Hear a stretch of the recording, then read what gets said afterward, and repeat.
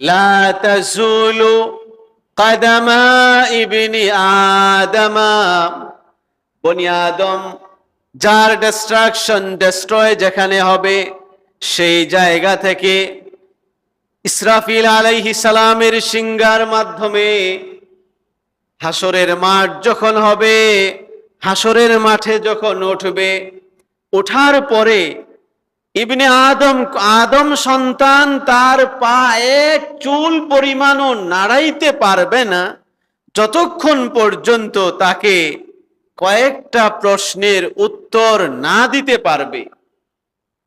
এক নম্বর প্রশ্নটি হলো আন উমরিহি ফিমা আফনা, তার জীবনটা কোন পথে, জীবনের সময়গুলোকে কোন পথে কোন কাজে সময়গুলোকে ব্যয় করেছে।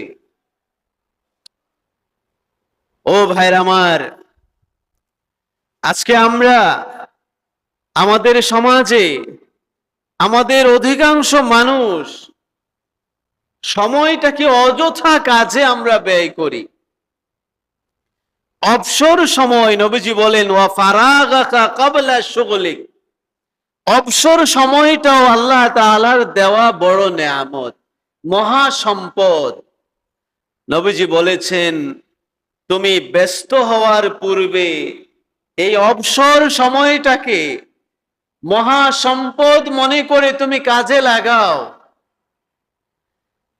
ভাইরা আমার, আজকে আমরা এই আধুনিক যুগে এসে আমার কাছে মনে হয় সময় নষ্ট করার ক্ষেত্রে আমরা আমাদের পূর্বসূরি যারা ছিলেন এই দুনিয়াতে, তাদের সবাইকে আমরা এই ক্ষেত্রে অন্তত পিছনে ফেলে দিয়েছি।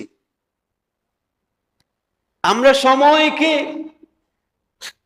সময়কে যেভাবে আমরা কিল করি, যেভাবে আমরা সময়কে অপব্যয় করি, এটার কোনো হিসাব নাই। আজকে আধুনিকতার কারণে আপনার আমার হাতের স্মার্টফোন, মোবাইল, বিভিন্ন টেকনোলজির কারণে আজকে আমরা ঘন্টার পর ঘন্টা সময় নষ্ট করি। আমরা ফেসবুকিং করি না? এই যে সময়গুলো, আল্লাহর নবীজি বলেছেন বনি আদম কাল কিয়ামতের ময়দানে কবর থেকে ওঠার পরে তাকে প্রথম প্রশ্নটা করা হবে আন উমরিহি ফিমা আফনা, জীবনের সময়গুলোকে কোন ক্ষেত্রে কোন কাজে ব্যয় করেছো।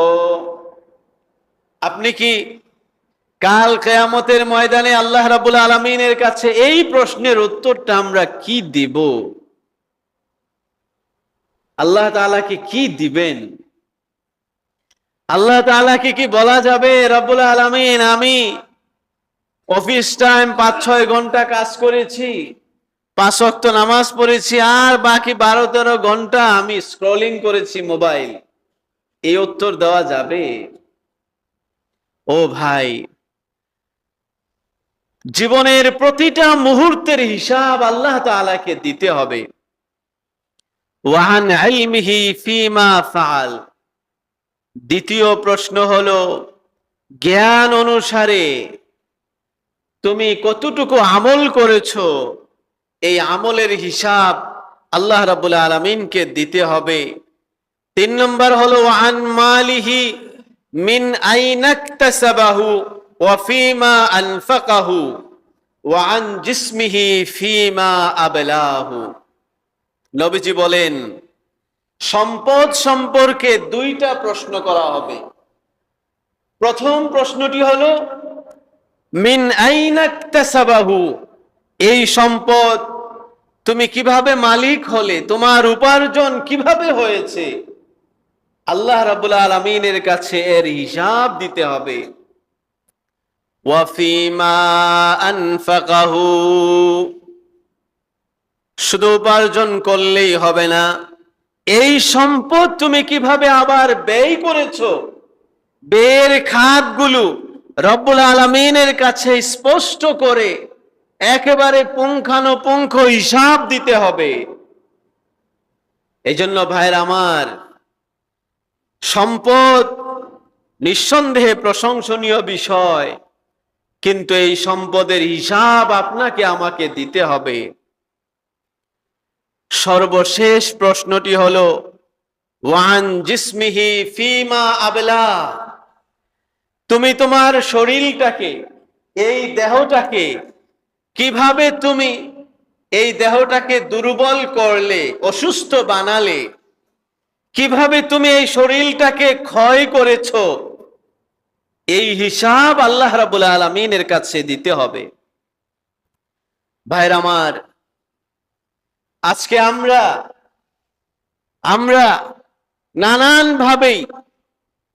নানানভাবেই এদেশের যুবকেরা নিজের দেহটাকে নষ্ট করে ফেলছি।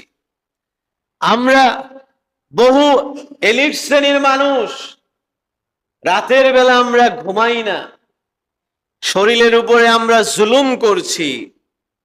এই শরীরের যা ক্ষতি আপনি করলেন, এর হিসাবটাও আল্লাহ রাব্বুল আলামিনের কাছে দিতে হবে। তোমাকে আমি সুস্থ সবল করে আমি তৈরি করেছিলাম, তুমি তোমার শরীর তুমি কিভাবে নষ্ট করেছো, এর হিসাব তোমাকে দিতে হবে।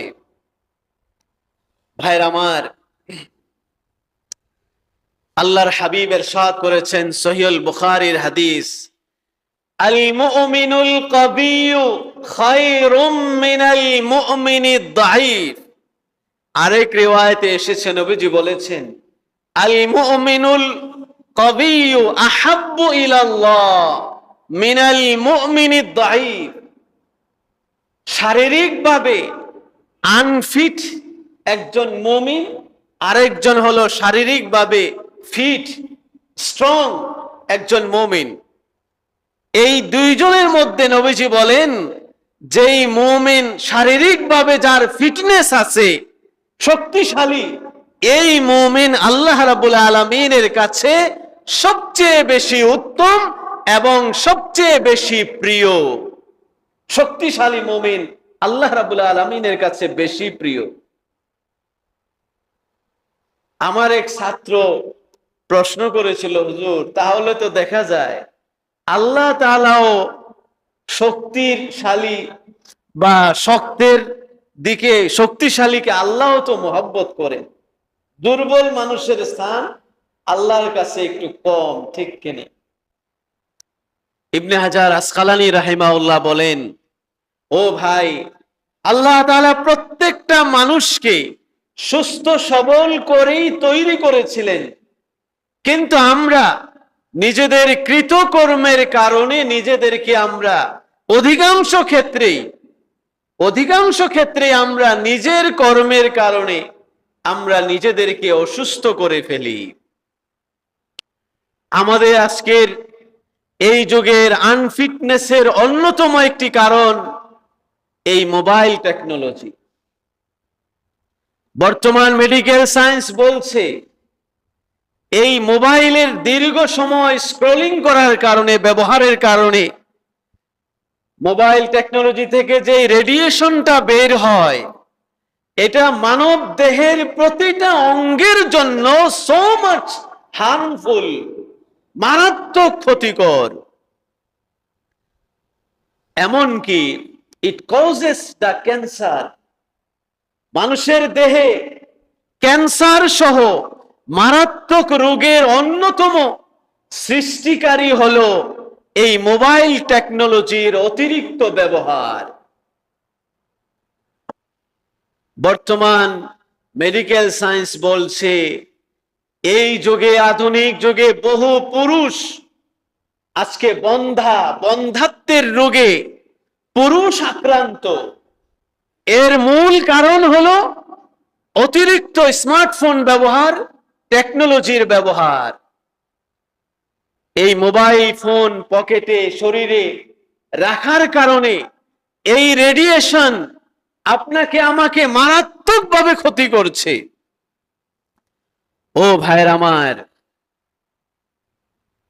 এমনকি এই মোবাইল ফোনের পাশাপাশি দ্বিতীয় একটি মারাত্মক ক্ষতিকর বিষয় হলো আমরা প্রত্যেকেই ওভার ইটিং করি। আমরা আমাদের যতটুকু শরীরের চাহিদা এর চেয়ে বেশি আমরা খাবার গ্রহণ করি। এটা নিশ্চিত আল্লাহ রাব্বুল আলামিন কোরআনে বলেছেন, ওয়ালা তুলকু বিআইদিকুম ইলা তাহলুকা। রাব্বুল আলামিন বলেছেন, তুমি নিজেকে নিজে ধ্বংসের মধ্যে নিজেকে তুমি ফেলে দিবে না। এই আয়াতের আলোকে এই যুগে যেই পরিমাণ মোবাইল ব্যবহার করলে মানব দেহের জন্য ক্ষতিকর হয়, যেই পরিমাণ খাবার গ্রহণ করলে মানব দেহের জন্য এই খাবারটা ক্ষতিকর হয়, এটা নিশ্চিত এই পরিমাণ খাবার গ্রহণ করা, টেকনোলজির ব্যবহার করা আপনার আমার জন্য ইসলামী শরিয়া মোতাবেক এটা কখনোই জায়েজ হবে না। এটা সম্পূর্ণ নাজায়েজ কাজ। কারণ এর দ্বারা যদি আপনার ক্ষতি হয়, একজন মানুষ মনে করেন ডায়াবেটিসের রোগে আক্রান্ত, সে জিদ করে তার শরীরের জন্য ক্ষতি হয় এরকম সুগার বা এই জাতীয় খাবার বেশি পরিমাণে গ্রহণ করলো। এই খাবারগুলো বৈধ, কিন্তু এই পরিমাণ খাবার যদি গ্রহণ করে যা তার দেহের জন্য ক্ষতিকর, এই খাবার গ্রহণ করাটা ইসলামী শরিয়া মোতাবেক সম্পূর্ণ নাজায়েজ কাজ। কারণ নিজের ক্ষতি, নিজের ধ্বংস করার পারমিশন আল্লাহ তাআলা কখনোই মানুষকে দেন নাই। এই দেহের মালিক আমি আপনি নন। এই দেহ আমার আপনার সব কিছুর মালিক হলেন কে? আল্লাহ তাআলা।